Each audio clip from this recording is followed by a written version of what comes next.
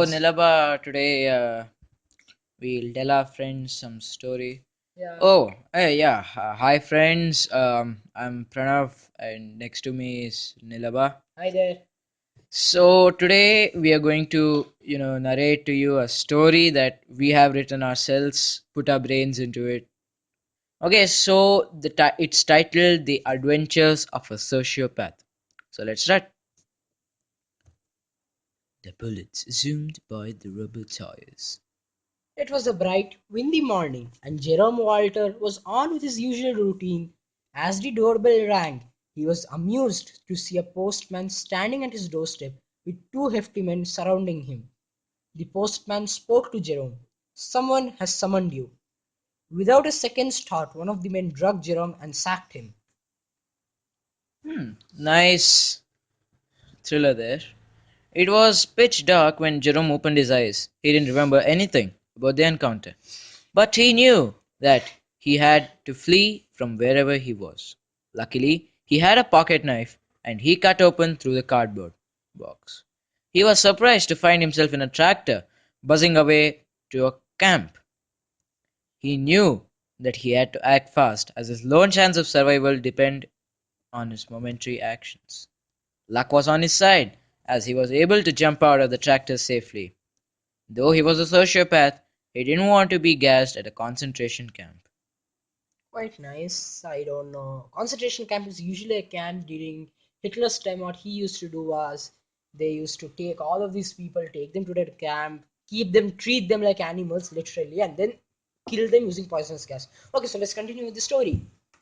Hoping to trace back his path, he began to wander around aimlessly.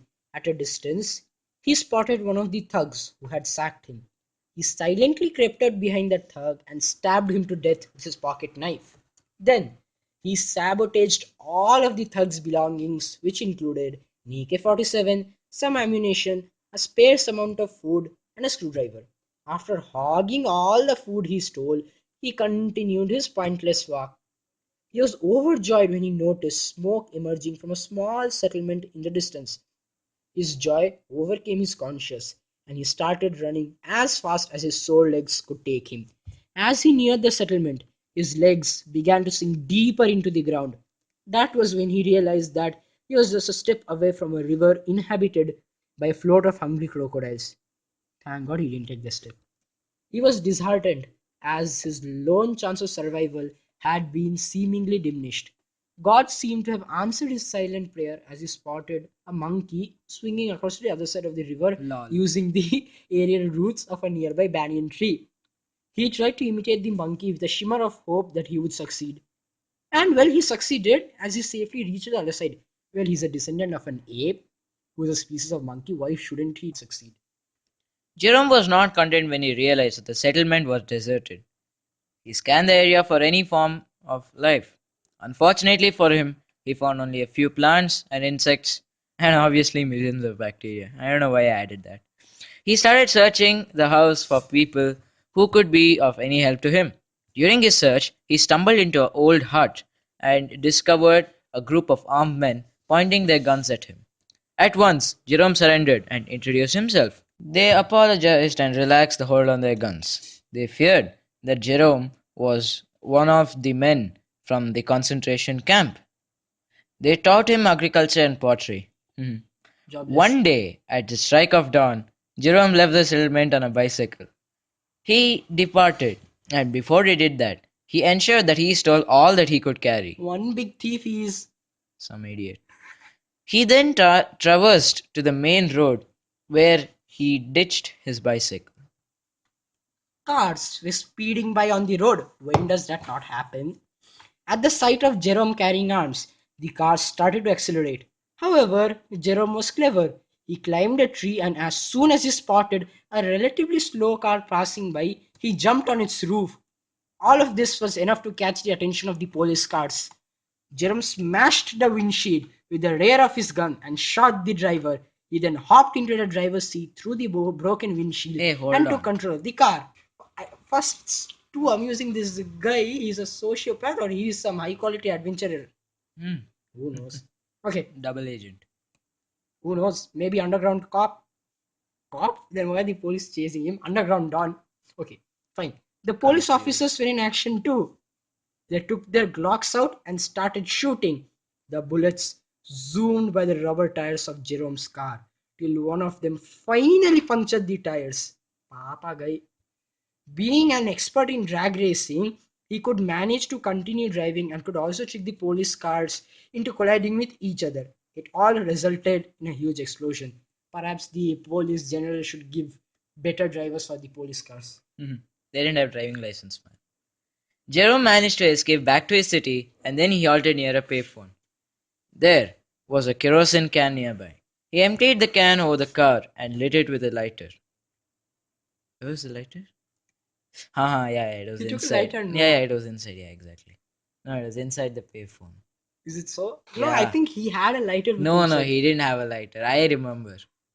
He got it from some. He stole it from that No, place. he didn't steal a lighter. He took an From somewhere, he AK-47. got a lighter. Okay, yeah, maybe he had stolen the lighter from the We village. don't know.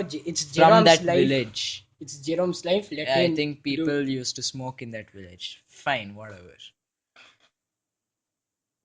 The car exploded, leaving no traces of Jerome's DNA.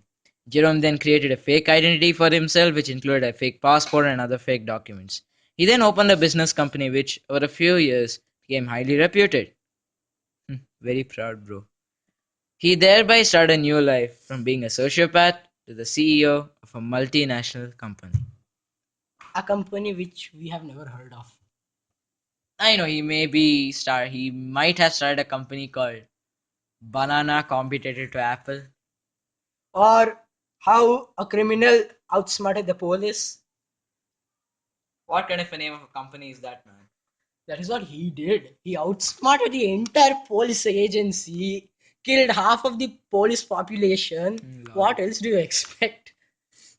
And we call him a sociopath. Yeah, his company.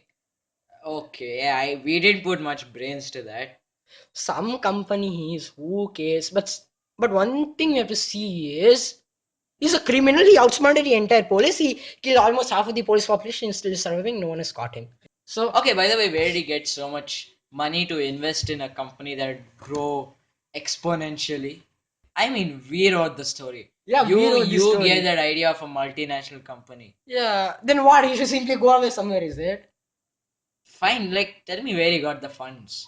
He got it from somewhere. And Huh? where do people get funds on opening multinational company usually? They generally first start off, they generally do well in an education, don't spend much on higher education but still get it by scholarships. Then they may also enter a normal job, earn money, stay in that job for a couple of years, get sufficient amount of revenue, collect it, get a good idea, then invest money on that.